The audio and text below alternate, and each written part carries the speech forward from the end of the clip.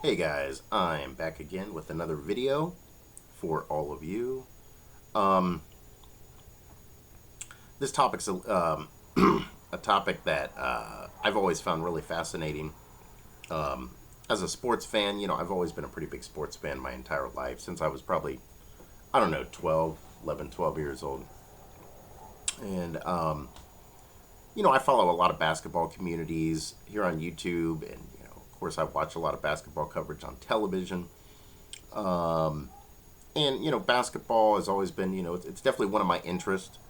I never played organized basketball. I played basketball for fun. I was always more of a golfer. Yeah, I know that sounds nerdy. It sounds geeky, but I've always been into golf. But basketball has always been an interest of mine as well.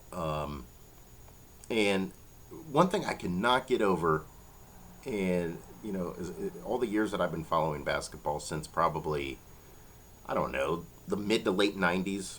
So you're talking like 25, 26 years now.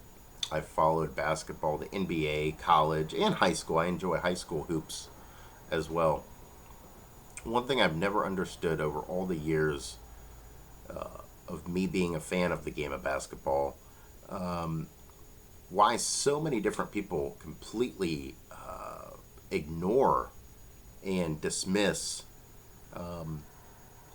maybe the most dominant, or at least one of the most dominant athletes in history, not just basketball, but athletics, period, in Wilt Chamberlain.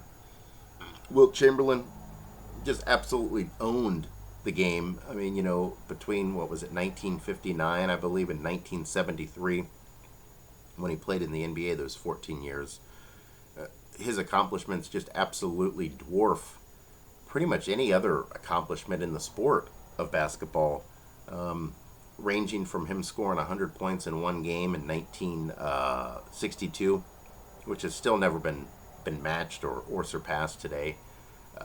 Averaging 50 points a game for an entire season. I believe that was also 1962. A whole season, 80, it was like either 80 or 82 games, he averaged 50 points a game, which is insane. I don't even think, besides Wilt Chamberlain himself, I don't think anyone's even averaged 40 points a game.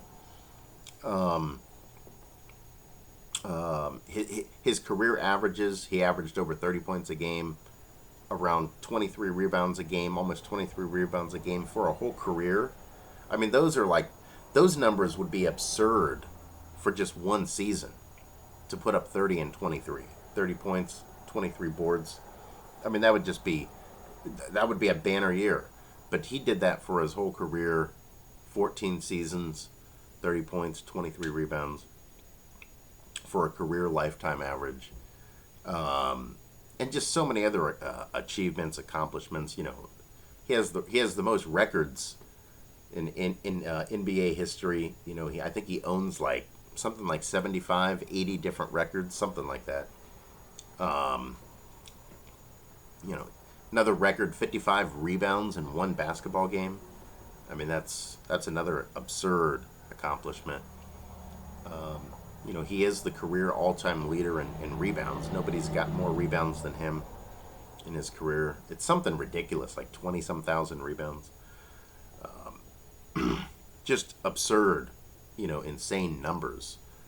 And you could even look at the old footage of him, right here on YouTube. There's, all kinds of footage of Wilt Chamberlain's games, ranging from the 1950s to the 60s, all the way into the early 70s when he last played.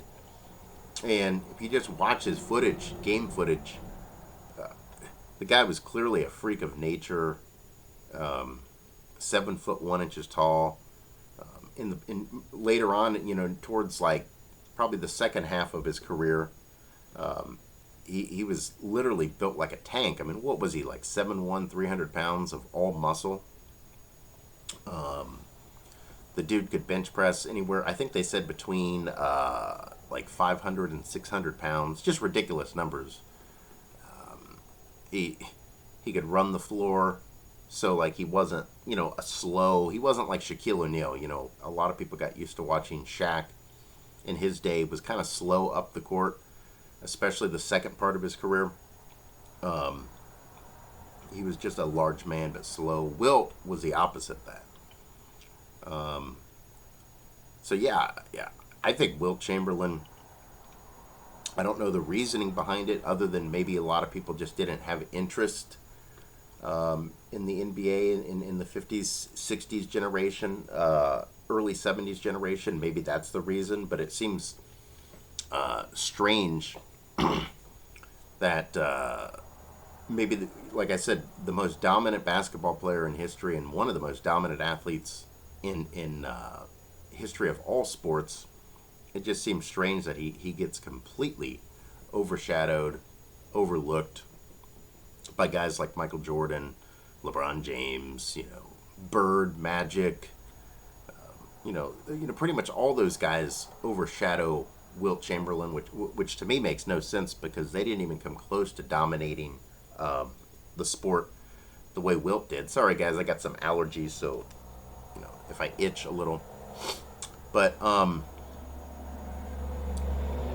yeah, just it's always been fascinating to me. Even as a kid growing up, I never understood why Wilt Chamberlain never got a lot of recognition for the things that he did in his career in the NBA. So, you guys let me know what you guys think in the comments section, or you can email me or whatever. My email's in the about section. On what's your guys' take on rating Wilt Chamberlain? Should he be rated much higher than where he is? Is he rated just right? Or is he underrated? Like I think. I think the dude's completely, totally underrated for what he achieved in his 14-year career. I mean, I don't think we'll ever witness that again in NBA history. His achievements were just, extraordinary. Most of his records and accomplishments, I do not believe will be touched probably ever.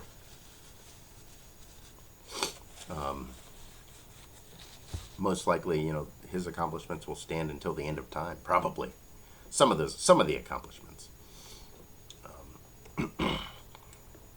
But yeah, let me know what you guys think. I just wanted to do a little fun video, short video on something that I've been wondering for probably 25 years regarding Wilt Chamberlain and why he doesn't seem to get a lot of respect or love or anything.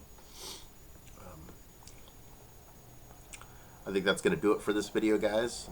I'll see you guys on the next video. You guys have a great rest of your day. Take care out there, stay safe, and peace out, everybody.